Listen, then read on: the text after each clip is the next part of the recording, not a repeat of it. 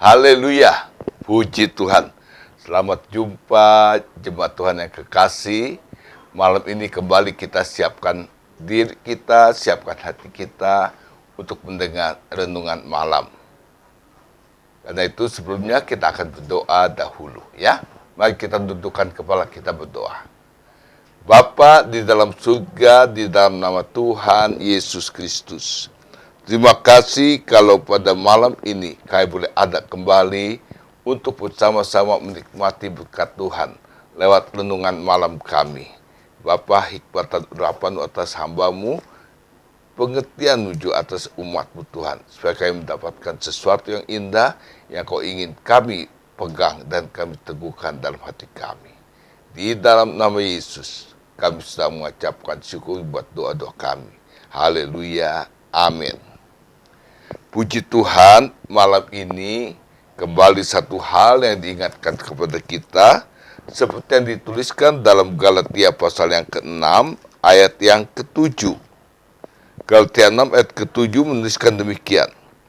Jangan sesat. Allah tidak membiarkan dirinya dipermainkan. Karena apa yang ditabur orang, itu juga yang akan dituainya. Sebab barang siapa menabur dalam dagingnya, ia akan menuai kebinasaan dari dagingnya. Tetapi barang siapa menabur dalam roh, ia akan menuai hidup yang kekal dari roh itu. Haleluya. Inilah satu hal yang diperingatkan kepada kita tentang keadaan-keadaan yang bisa datang dan terjadi. Kita tahu sidang jemaat Galatia ini adalah orang yang jemaat yang mendapat banyak peringatan. Karena apa? Ya, ini pengaruh-pengaruh dunia ini seringkali mempengaruhi perjalanan kehidupan iman kita. Sehingga iman kita seringkali melenceng lagi. Karena itu perlu diingatkan hal ini. Ya. Dan satu hal yang diingatkan kita, jangan kita sampai menjadi sesat.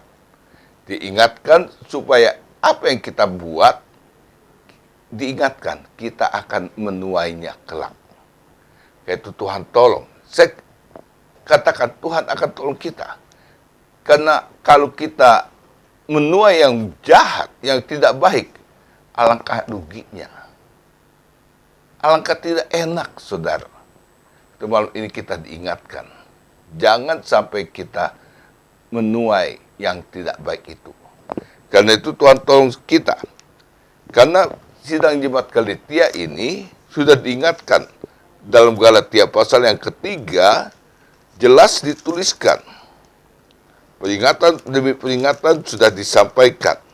Kalau kita baca dalam Galatia pasal yang ketiga, dikatakan ayat yang pertama, hai orang Galatia yang bodoh, siapakah yang telah mempesona kamu?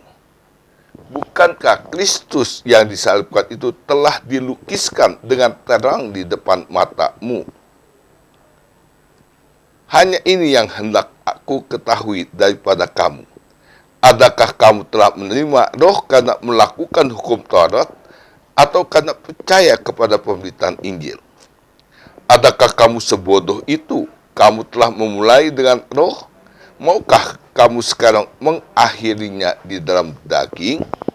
Ini satu hal yang banyak terjadi hari-hari ini. Keadaan-keadaan yang hebat yang sedang terjadi membuat apa yang kita sudah terima yang baik tadi akhirnya menjadi hilang. Karena dikatakan, adakah kamu sebodoh itu? Kamu telah mulai dengan roh, maukah kamu sekarang mengakhirinya di dalam daging? Jadi hal-hal yang sudah dimulai dengan roh, itu harus kita selesaikan dengan baik. Nah, tapi seperti kita baca dalam Galatia pasal 6 tadi, inilah begitu banyak keadaan-keadaan yang datang sekarang ini yang membuat kita jadi bisa berubah dalam pandangan-pandangan kita. Tekanan hidup, persoalan hidup, tantangan-tantangan yang datang, apalagi hari-hari ini. Pandemi COVID-19 begitu sangat menakutkan banyak orang. Nah, hal seperti inilah, kalau berjalan cuma 1 hari, 2 hari, mungkin orang tidak begitu terpengaruh. Tapi ini sejak dari bulan Maret, waktu penyakit ini, virus ini mulai berkembang biak di tanah air. Ya. Kita tahu sudah begitu banyak korban yang kena. Ya. Dan ini bukan saja di Indonesia, tapi di seluruh dunia.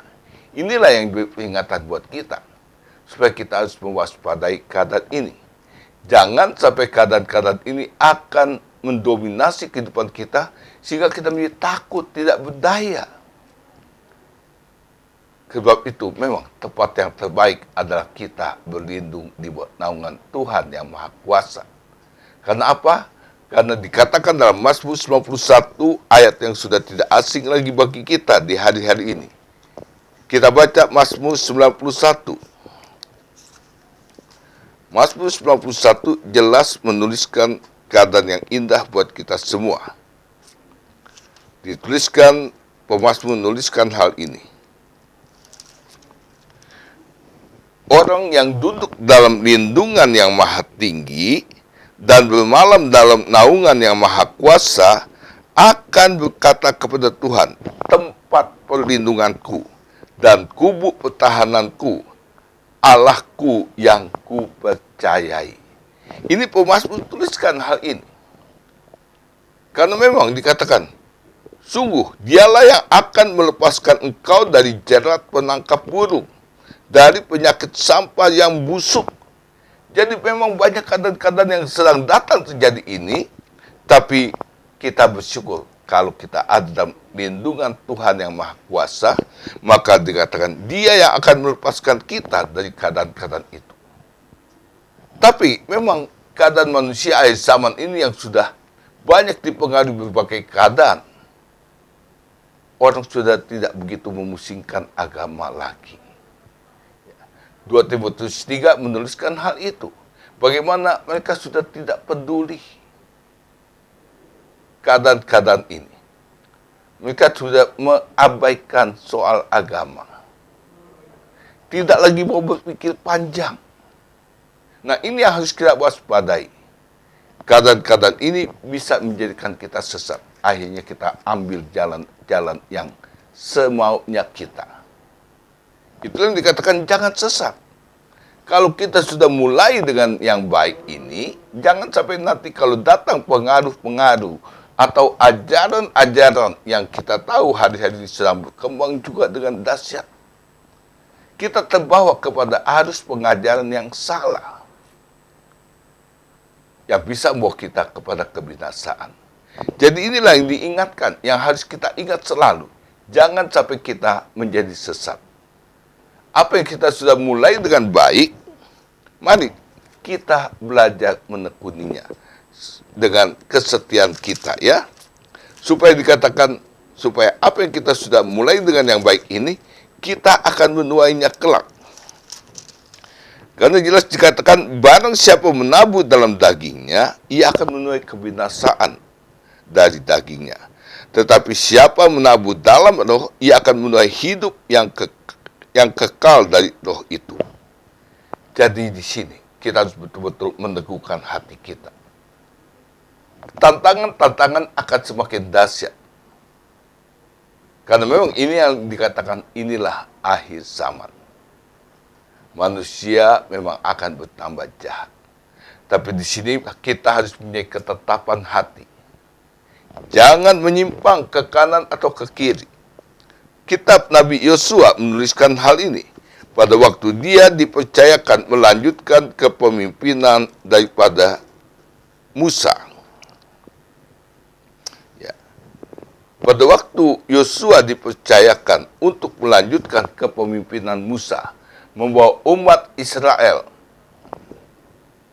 merebut, mengambil tanah Kanaan, ya. Kalau kita baca di sini, ada beberapa kali dituliskan. Di dalam ayat yang ke-6 dituliskan, kuatkan dan teguhkan hatimu, sebab engkau yang akan memimpin bangsa ini memiliki negeri yang kujanjikan. Di sini Yosua diingatkan, kuatkan. Jangan sampai kita disesatkan. tantangan-tantangan di depan akan banyak dia hadapi. Tapi kekuatan dan keteguhan hati kita, mau kita bisa menikmati janji-janji Tuhan. Ya. Dalam ayat yang ketujuh juga dituliskan, hanya kuatkan dan teguhkan hatimu dengan sungguh-sungguh. Kembali penekanannya, ditambah dengan sungguh-sungguh. Bertindaklah hati-hati sesuai dengan seluruh hukum yang telah diperintahkan kepadamu oleh hambaku Musa.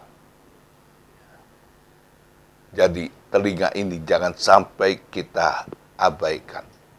Telinga Tuhan jadikan untuk kita mendengar dengan sungguh-sungguh, ya. Dan diingatkan lagi, jangan menyimpang ke kanan atau ke kiri supaya kamu beruntung. Mengapa setiap kali kita mengalami keadaan-keadaan yang menghimpit kita? Karena kita mau pada jalan kita sendiri. Kita melihat tantangan di depan, kita tidak berani menghadapinya dengan kekuatan dan keteguhan hati kita. Tapi seringkali kita mengambil jalan yang lain. Nah, inilah yang Allah juga tidak inginkan. Belajar menghadapi, belajar menguatkan dan meneguhkan hati kita. Allah yang beserta kita adalah Allah yang esa, Allah yang kekal. Kalau dia sudah berjanji, dia menyertai kita, dia akan menyertai kita. Melewati banyak hal, tantangan-tantangan. Dan saudara akan pasti jadi pemenang. Asal kita tetap menguatkan dan meneguhkan hati kita, ya. Jadi saya katakan Tuhan tolong supaya kita menghadapi tantangan-tantangan di akhir zaman ini, kita jangan seenaknya, tapi kita harus tetapkan hati kita untuk berjalan terus menurut apa yang sudah ditetapkan oleh firman Tuhan. Dan yang perlu diingat dikatakan dalam ayat yang ke-8, jangan engkau lupa memperkatakan kitab Taurat ini, tetapi renungkanlah itu siang dan malam, supaya engkau bertindak hati-hati. Jadi kita diingatkan, firman Tuhan inilah tolok ukur perjalanan hidup kita. Jangan kita tidak memperhatikan firman Tuhan. Firman Tuhan, Pemasmur katakan, dia adalah pelita bagi kaki kita, suluh batai jalan kita. Jadi firman Tuhan itulah yang menerangi jalan-jalan kehidupan kita, ya, sehingga kita bisa bertindak hati-hati. Kita tidak menjadi orang-orang yang sembrono, asal dipintas saja, dilawan saja, ya. Jadi Tuhan tolong, saya katakan Tuhan tolong, supaya engkau bertindak hati-hati sesuai dengan ajaran yang tertulis di dalamnya. Sebab dengan demikian perjalananmu akan berhasil. Haleluya. Perjalanan kita akan berhasil. Lalu diingatkan lagi, janganlah kecut dan tawar hati, sebab Tuhan Allahmu menyertai engkau kemanapun engkau pergi. Satu keadaan saat tantangan datang, yang diingat, jangan sampai kita tawar hati. Amsal 24 ayat yang ke-10, kita membaca ayat ini. Amsal 24 ayat yang ke-10.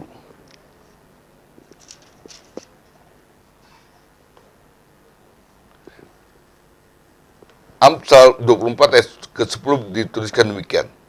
Jika engkau tawar hati pada masa kesesakan, kecil kekuatan. Jadi di sini hati yang tawar itu sangat-sangat mengandung keadaan-keadaan yang tidak menyenangkan. So, itu saat-saat menghadapi tantangan, sesulit apapun, jangan sampai hati kita menjadi tawar. Karena kalau hati kita tawar, maka dikatakan kekuatan kita kecil. Kita tidak memiliki daya juang yang besar. Kita tidak memiliki daya juang yang hebat. Tapi kita akan melemah. Nah, inilah satu hal yang diingatkan pada kita, ya. Karena itu katakan jangan kecut dan jangan tawar hati. Karena kita, saudara dan saya, mempunyai Tuhan yang hebat itu, yang mau menyertai kemanapun kita pergi, ya. Dan kalau kita baca selanjutnya, begitu banyak hal-hal yang diingatkan pada kita. Kita harus menguatkan dan meneguhkan hati kita. Biarlah malam ini, apa yang diingatkan pada kita, jangan sampai kita sesat. Karena apa? Karena kita menjadi lemah, tidak mempunyai daya. Tapi malam ini, dan malam-malam selanjutnya menghadapi tantangan-tantangan yang hebat, dikatakan kita jangan jadi sesat, kita jangan jadi bodoh, tapi tetaplah berjuang sampai kita menerima kemuliaan yang besar yang Tuhan sediakan bagi kita semua yang bertekun sampai akhirnya. Tuhan berkati kita, Tuhan memampukan kita, dan Tuhan yang akan menyelesaikan bagi kita, sehingga kita boleh berada bersama-sama dengan Tuhan pada waktunya. Tuhan berkati kita. Kita akhiri renungan kita malam ini dengan doa. Kita minta kekuatan itu supaya kita mempunyai keteguhan hati. Kita tundukkan kepala. Bapa, firman-Mu sudah kami dengar. Disinilah kami mengerti mengapa kami harus menguatkan dan menundukkan hati kami. Karena begitu banyak tantangan-tantangan yang sedang datang. Dan kami diingatkan, jangan sampai sesat. Jangan kami menjadi orang yang bodoh, tapi kami mau menjadi orang yang mengerti akan kebenaran firman Tuhan. Memang keadaan kami akan datang dan akan bertambah dahsyat di waktu-waktu ini. Tapi karena kami tahu kami mempunyai Tuhan yang hebat, Tuhan yang menyertai kami semua, kami yakin bahwa Tuhanlah yang menjadi pembela kami. Sebab itu kami bangga memiliki Allah seperti Engkau. Mampukan kami terus berjalan dari iman kepada iman. Dari kemenangan sampai kepada kemenangan. Sampai kami masuk dalam kemuliaan yang kekal bersama dengan Yesus Tuhan kami, Allah dan Juru Selamat kami. Terpujilah nama-Mu. Berkati kami semua di dalam nama Tuhan Yesus Kristus. Haleluya. Amin. Puji Tuhan, selamat malam. Tuhan memberkati. Haleluya.